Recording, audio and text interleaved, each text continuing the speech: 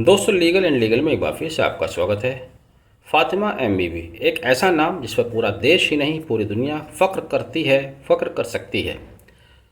Fatima MBB, Meera Fatima बीबी पर फ़ख्र करने के बहुत सारे कारण हो सकते हैं।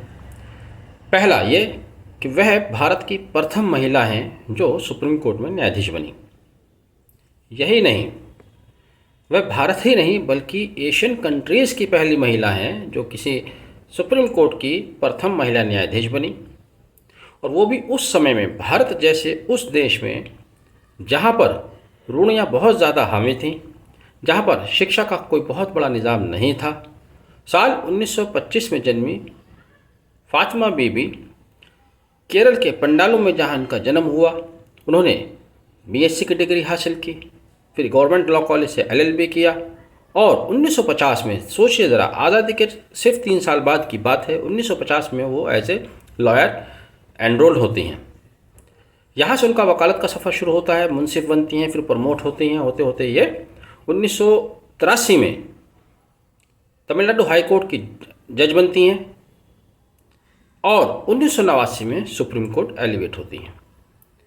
रिटायरमेंट के ठीक बाद में उनको नेशनल ह्यूमन राइट कमीशन की मेंबरशिप मिली। उसके बाद तमिलनाडु की राज्यपाल भी रहीं। तो बहुत सारी उपलब्धियां उनके नाम हैं।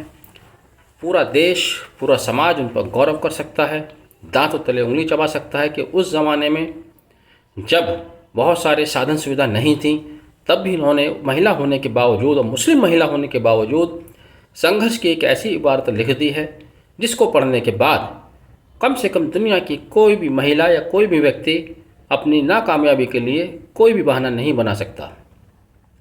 फातिमा एमबीबी जिस परिवेश से आई, जिस ज़माने में आई, और वहाँ से भारत के उच्चतम न्यायालय तक पहुँचना, भारत ही क्यों कहें, दोबारा रिपीट करें कि एशियन कंट्रीज़ में तब तक कोई भी महिला जज उच्च पद पर नहीं पहुँची थी, सुप्रीम कोर्ट तक नहीं पहुँची थी।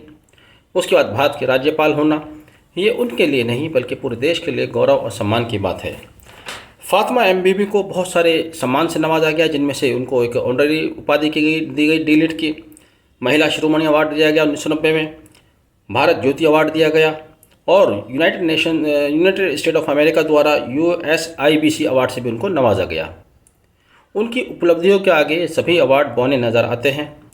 उनके देहांत पर हम उनको खराज अकीदत पेश करते हैं और भारत की उन बच्चियों से, उन महिलाओं से आग्रह करते हैं जो किसी कारण अपने जीवन में आगे नहीं बढ़ पाती हैं, वो इन जैसी महान विभूतियों को पढ़ें, उनके संघर्ष की कहानी से सीखें और जीवन में आगे बढ़ने की कोशिश करें। आपने वीडियो आखिर तक देखा, thank you, have a nice day.